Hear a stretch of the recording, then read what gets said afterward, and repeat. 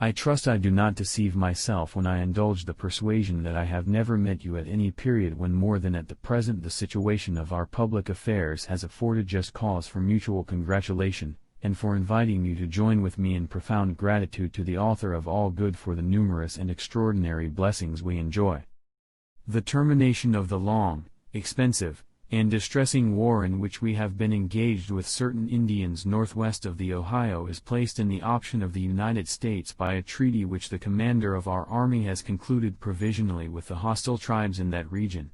In the adjustment of the terms the satisfaction of the Indians was deemed worthy no less of the policy than of the liberality of the United States as the necessary basis of durable tranquility.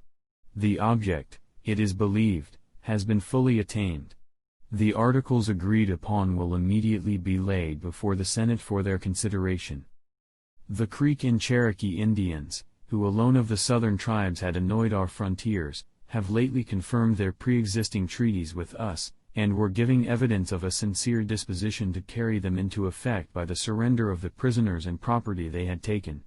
But we have to lament that the fair prospect in this quarter has been once more clouded by wanton murders, which some citizens of Georgia are represented to have recently perpetrated on hunting parties of the Creeks, which have again subjected that frontier to disquietude and danger, which will be productive of further expense, and may occasion more effusion of blood. Measures are pursuing to prevent or mitigate the usual consequences of such outrages, and with the hope of their succeeding at least to avert general hostility. A letter from the Emperor of Morocco announces to me his recognition of our treaty made with his father, the late Emperor, and consequently the continuance of peace with that power. With peculiar satisfaction I add that information has been received from an agent deputed on our part to Algiers importing that the terms of the treaty with the Dey and Regency of that country had been adjusted in such a manner as to authorize the expectation of a speedy peace and the resolution of our unfortunate fellow citizens from a grievous captivity. The latest advices from our envoy at the court of Madrid give, moreover, the pleasing information that he had assurances of a speedy and satisfactory conclusion of his negotiation. While the event depending upon unadjusted particulars cannot be regarded as ascertained, it is agreeable to cherish the expectation of an issue which, securing amicably very essential interests of the United States, will at the same time lay the foundation of lasting harmony with a power whose friendship we have uniformly and sincerely desired to cultivate. Though not before officially disclosed to the House of Representatives, you, gentlemen, are all apprised that a treaty of amity, commerce, and navigation has been negotiated with Great Britain, and that the Senate have advised and consented to its ratification upon a condition which accepts part of one article.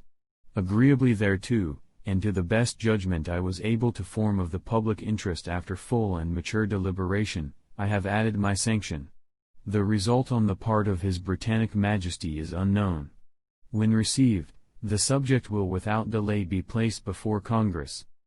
This interesting summary of our affairs with regard to the foreign powers between whom in the United States controversies have subsisted, and with regard also to those of our Indian neighbors with whom we have been in a state of enmity or misunderstanding, opens a wide field for consoling and gratifying reflections. If by prudence and moderation on every side the extinguishment of all the causes of external discord which have heretofore menaced our tranquility, on terms compatible with our national rights and honor, shall be the happy result, how firm and how precious a foundation will have been laid for accelerating, maturing, and establishing the prosperity of our country. Contemplating the internal situation as well as the external relations of the United States, we discover equal cause for contentment and satisfaction.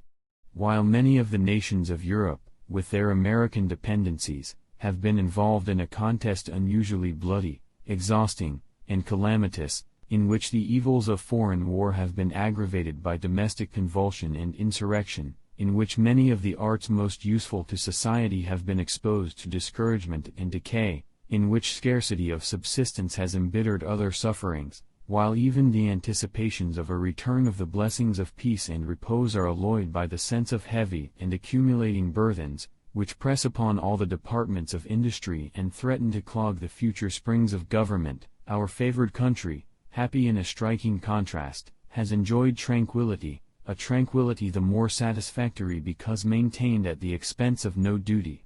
Faithful to ourselves, we have violated no obligation to others. Our agriculture, commerce, and manufactures prosper beyond former example, the molestations of our trade, to prevent a continuance of which, however, very pointed remonstrances have been made, being overbalanced by the aggregate benefits which it derives from a neutral position. Our population advances with a celerity which, exceeding the most sanguine calculations, proportionally augments our strength and resources, and guarantees our future security.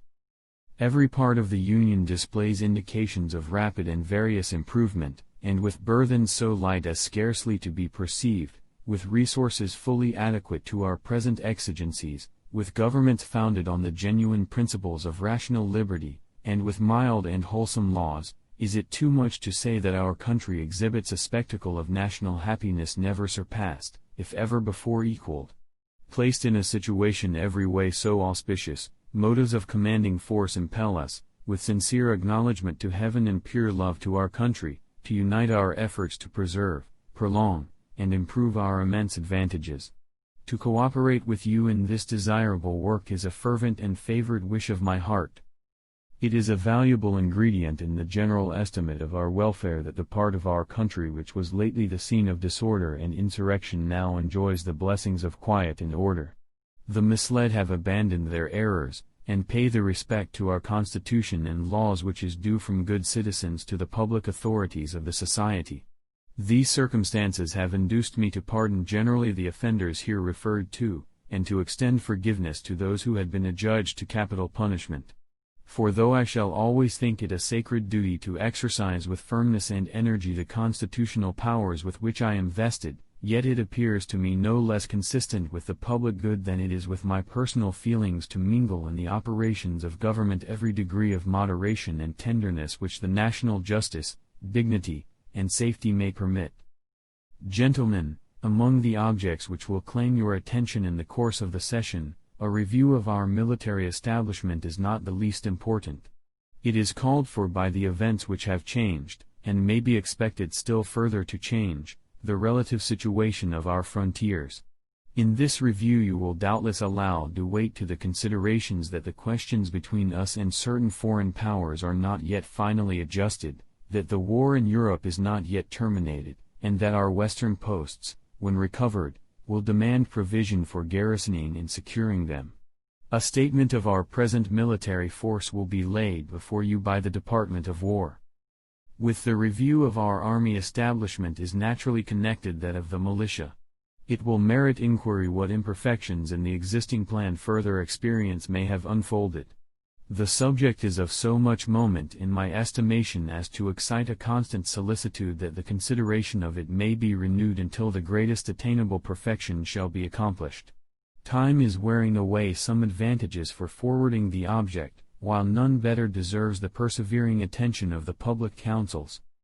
While we indulge the satisfaction which the actual condition of our western borders so well authorizes, it is necessary that we should not lose sight of an important truth which continually receives new confirmations, namely, that the provisions heretofore made with a view to the protection of the Indians from the violences of the lawless part of our frontier inhabitants are insufficient. It is demonstrated that these violences can now be perpetrated with impunity, and it can need no argument to prove that unless the murdering of Indians can be restrained by bringing the murderers to condign punishment, all the exertions of the government to prevent destructive retaliations by the Indians will prove fruitless and all our present agreeable prospects illusory. The frequent destruction of innocent women and children, who are chiefly the victims of retaliation, must continue to shock humanity, and an enormous expense to drain the treasury of the Union. To enforce upon the Indians the observance of justice, it is indispensable that there shall be competent means of rendering justice to them. If these means can be devised by the wisdom of Congress, and especially if there can be added an adequate provision for supplying the necessities of the Indians on reasonable terms, a measure the mention of which I the more readily repeat, as in all the conferences with them they urge it with solicitude, I should not hesitate to entertain a strong hope of rendering our tranquility permanent. I add with pleasure that the probability even of their civilization is not diminished by the experiments which have been thus far made under the auspices of government. The accomplishment of this work, if practicable, will reflect undecaying luster on our national character and administer the most grateful consolations that virtuous minds can know. Gentlemen of the House of Representatives, the state of our revenue, with the sums which have been borrowed and reimbursed pursuant to different acts of Congress, will be submitted from the proper department, together with an estimate of the appropriations necessary to be made for the service of the ensuing year. Whether measures may not be advisable to reinforce the provision of the redemption of the public debt will naturally engage your examination. Congress have demonstrated their sense to be, and it were superfluous to repeat mine, that whatsoever will tend to accelerate the honorable extinction of our public debt accords as much with the true interest of our country as with the general sense of our constituents. Gentlemen of the Senate and of the House of Representatives, the statements which will be laid before you relative to the Mint will show the situation of that institution and the necessity of some further legislative provisions for carrying the business of it more completely into effect, and for checking abuses which appear to be arising in particular quarters. The progress in providing materials for the frigates and in building them, the state of the fortifications of our harbors, the measures which have been pursued for obtaining proper sites for arsenals and for replenishing our magazines with military stores, and the steps which have been taken toward the execution of the law for opening a trade with the Indians will likewise be presented for the information of Congress. Temperate discussion of the important subjects which may arise in the course of the session in mutual forbearance where there is a difference of opinion are too obvious and necessary for the peace, happiness, and welfare of our country to need any recommendation of mine.